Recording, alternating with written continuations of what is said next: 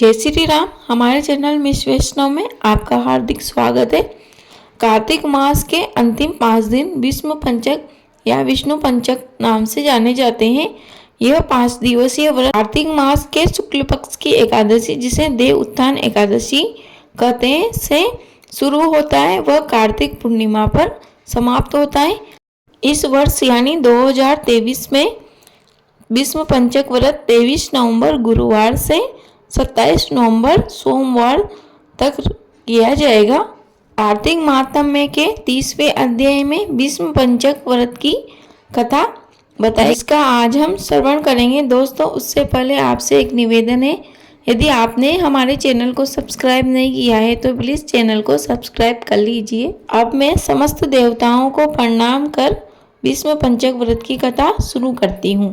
राजा पृथ्वी कहते हैं, हे नारद जी, विष्णु पंचक व्रत कैसे प्रसिद्ध हुआ? तब नारद जी कहने लगे, ये राजा पृथ्वी, यह व्रत कैसे प्रसिद्ध हुआ सो सुनो। श्री कृष्ण ने भीष्म को इस व्रत का वृत्तांत कहा और भीष्म ने इस व्रत को किया। इसी से विष्णु पंचक व्रत कहलाया। जब पांडवों ने श्री कृष्ण को दूध बनाकर दुर्योधन के पास भेजा तो विदुर जी के पास आए। विदुर जी ने उनका बड़ा सत्कार किया, क्योंकि भगवान तो प्रेम से प्रसन्न होते हैं। धन, शूरवीरता और पांडित्य इनको नहीं देखते। जिन भगवान के पलक के इशारे से यह सारा संसार निर्मित तथा पोषित होता है और अंत में नाश को प्राप्त हो जाता है। देवता लोग भी जिनको जानने में असमर्थ है, वही भगवान अपने भक्त कुंती के पुत्रों का कार्य करने के लिए दूत बनकर आए।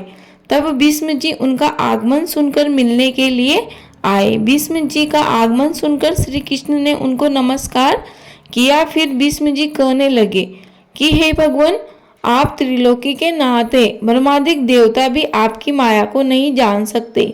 वही पांडवों के दूत बनकर आप आए हैं। ऐसे पांडवों के पास क्या वशीकरण मंत्र है, जिनके प्रभाव से आप उनके इतने वशीभूत हो चुके हैं? कृपालु, आप सर्वज्ञ हैं, इसका कारण मुझे बतलाइए।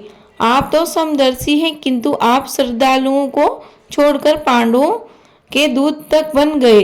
तब भगवान श्री कृष्ण जी हंसकर कहने लगे, हे गंगा पुत्र, यद्यपि यह बहुत गुप्त बात है, फिर भी मैं आज तुमसे कहता हूँ।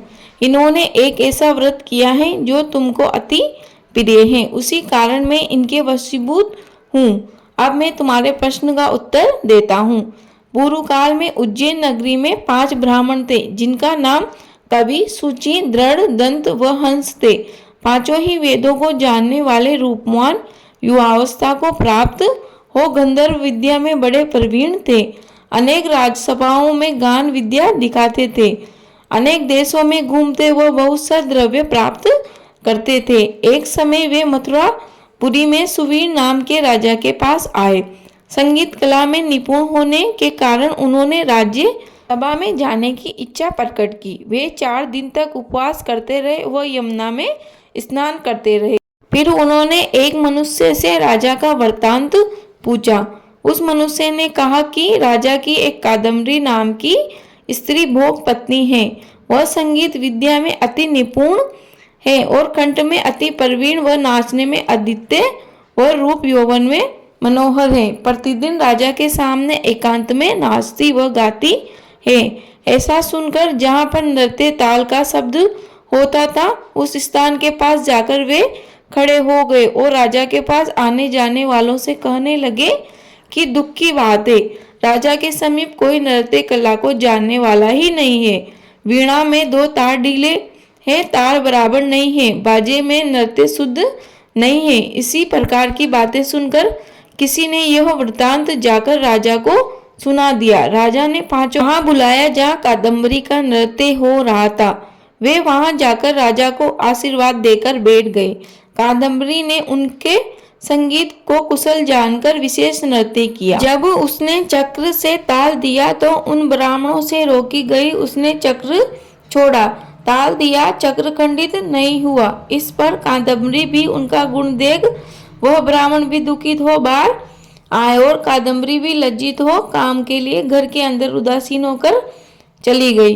फिर चोरी से एक सखी को ब्राह्मणों के पास भेजा और उनको यह संदेश दिया कि तुम पांचों में से एक एक प्रतिदिन आकर मुझको एकांत में अपनी अपनी विद्या व गुण दिखाओ। ग्राम से दूर उत्तरी कोण में यमुना के तट पर जनरहित लता सहित एक अनंत नामक तीर्थ है। वहां पर पांचों में से एक एक करके आना। मैं भी वहां पर आऊंगी और वीणा राग की कुशलता दिखाऊंगी। इसी प्रकार तुम भी क्रम से अपना अपना गुण दिखाना। वह सखी ऐसा कहकर चली आई। श्री भगवान कहते हैं कि हे भीष्म जी, एक ब्रह्मचारी जो कि मेरा भक्त था, दुष्ट संगति के भय से गांव से अति दूर वहां रहता था। उन दिनों वह भी भीष्म पंचक व्रत करता और देवालय में मेरा पूजन करता था। उन दिनों कार्तिक शुक्ला एकादशी का दिन था। तब उन ब्राह्मणों में से कवि नाम वाला ब्राह्मण वहां आया और कादम्बरी भी वहां मुनि के स्थान पर पहुंच गई।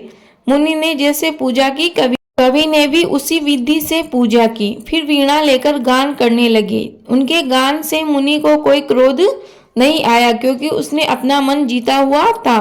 मेरे आगे दोनों ही सारी रात तक नृत्य गान करते रहे। मुनि को गोबर का आचमन करते देख कवि ने भी गोबर का आचमन किया। प्रातःकाल होते ही कादम्बरी राजा के पास गई। मुनि संगति से उसके सब पाप नष्ट हो गए थे। द्वादशी के दिन कवि अपना धन दान देकर विरक्त हो गया। दूसरे दिन सूची आया और उसने भी उसी तरह मुनि को देकर हमारा पूजन किया और रात भर कादम्बरी के साथ नाच तथा गान करता रहा। मुनि को गोमूत्र का आचमन करते देख उसने भी गोमूत्र का आचमन लिया और प्रातः समय अपना सब धन आदि देकर वह भी विरक्त हो गया और कहने लगा कि जिस तरह कादम्बरी का नृत्य गान और रूप देकर मुनि का मन विचलित नहीं हुआ, उसी प्रकार अपने मन को वश में रखना चाहिए। इसी तरह त्रयोदशी के दिन कादम्बरी को देखने के लिए दृढ़ नाम वाला ब्राह्मण आया। उसने भी वैसा ही किया और प्रातःकाल मुनि की तरह गो का दुग्ध पीकर वैराग्य को प्राप्त हो गया। उसके बाद दंत नाम का ब्राह्मण आया और उस प्रकार सब क्रिया करता हुआ मुनि के बचे हुए घी को पीकर शुद्ध चित्त होकर विरक्त हो गया। पूर्वमासी को हंस नामक ब्राह्मण आया और उसने भी मुनि को देखकर नमस्कार किया। ऐसे हंस नामी ब्राह्मण ने सत्संग से हमारी पूजा की और मुनि के बचे हुए दही को खाकर विरक्त हो गया और धनादि देकर तीर्थ यात्रा को चला गया। राजा ने कादम्बरी का मंदिर में जाना सुनकर उसको मकान में बंद कर दिया और फिर वह मंदिर में नहीं जा सकी। भगवान श्री कृष्ण कहते हैं कि हमारे सामने कार्तिक माह में गायन करने से कादम्बरी अगले जन्म में द्रौपदी हुई और हंस नाम का ब्राह्मण कार्तिक के महीने में आंवले के नीचे श्राद्ध करने से युधिष्ठिर हुआ। एकादशी के दिन जागरण करने से कवि नाम का ब्राह्मण मेरा हंस अर्जुन हुआ। सूची सहदेव और दंत नकुल हुआ। महापराक्रमी दृढ़ भीमसेन हुआ। इस व्रत के प्रभाव से ही हम इनके वशीभूत हैं। आगे भगवान श्री कृष्ण भीष्म पितामह से कहते हैं कि अब इस व्रत को तुम्हारे द्वारा किए जाने पर यह व्रत पंचक कहलाएगा।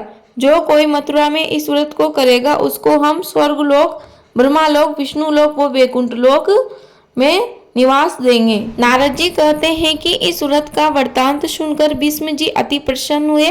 वह सदैव वर्ष के वर्ष इस व्रत को करते रहे। इसी कारण इस व्रत का नाम भीष्म पंचक हुआ।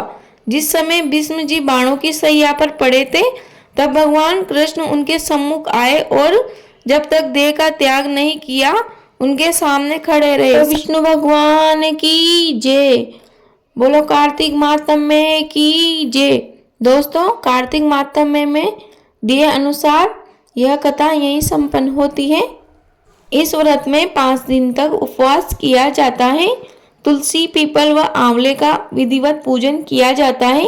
दही, चावल, गन्ना, मूली आदि का दान करना चाहिए। आंवला तथा पीपल पर सूत लपेटे। पूर्णिमा को श्राद्ध करें। श्रद्धा अनुसार ब्राह्मण को भोजन करा के दक्षिणा आदि दे। दोस्तों, मुझे उम्मीद है आपको वीडियो अवश्य ही उपयोगी लगी होगी। प्लीज़ वीडियो को लाइक करें, कमेंट बॉक्स में जय श्री राम अवश्य लिखें। आपका दिन शुभ हो। धन्यवाद।